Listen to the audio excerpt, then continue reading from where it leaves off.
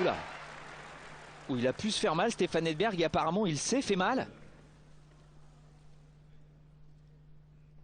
La cheville, tout de suite Gustskog qui vient voir. Un retour encore superbe du Français. Ah, il veut essayer de revenir, oui, il se tord bien la cheville sur le ralenti. Mais là, espérons que ce ne soit pas trop grave parce que Stefan Edberg est une arme dans l'équipe suédoise. Ouais, il va y avoir une interruption de jeu à cause de cette cheville tordue.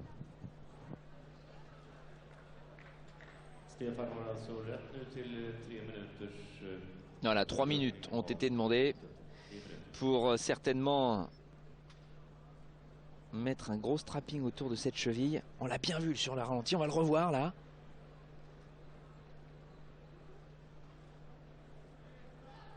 La cheville qui se dérobe bien. C'est une surface qui est assez abrasive, donc les appuis se bloquent assez facilement. Oh, ce serait terrible pour l'équipe de Suède. Et pour Stefan Edberg aussi, parce qu'il pourrait terminer sa carrière en apothéose en apportant une victoire à son pays. Encore une fois, une victoire en Coupe Davis. On vous rappelle que la Suède s'est imposée en 75. Bon, il y a quelques années maintenant, plus de 20 ans. Elle a gagné également en 84, en 85, en 87, en 94. Une des nations les plus régulières au meilleur niveau en Coupe Davis.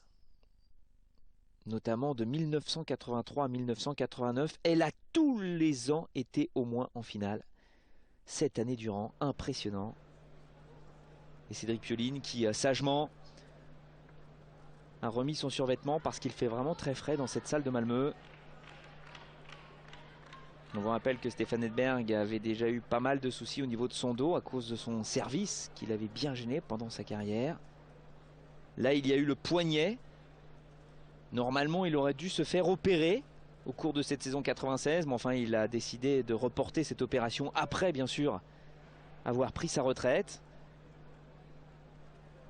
Quelles conséquences pourrait avoir cette cheville sur cette finale? On ose l'imaginer, puisque, bien sûr, il y a des remplaçants, et pas n'importe lesquels, pour la Suède, mais enfin, Stefan Edberg était pressenti pour jouer les simples, pourquoi pas le double.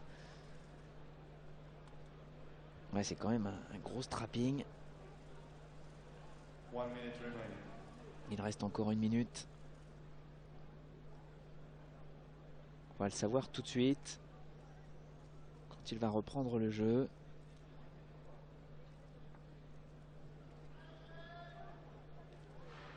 On ose penser que Stefan Edberg soit obligé d'abandonner sur ce premier match de la finale.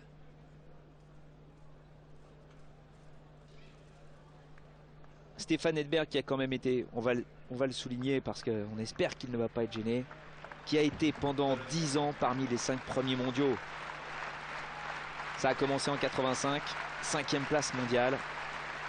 Ça s'est achevé fin 94, il n'y a pas si longtemps. Il a joué contre l'Inde à Calcutta. Stefan Edberg avait déclaré forfait d'ailleurs. Il n'avait pas voulu venir avec son équipe en Inde. Alors pourquoi? Eh bien tout simplement parce qu'ils avaient peur de tomber malades, les joueurs. Ça peut paraître incroyable.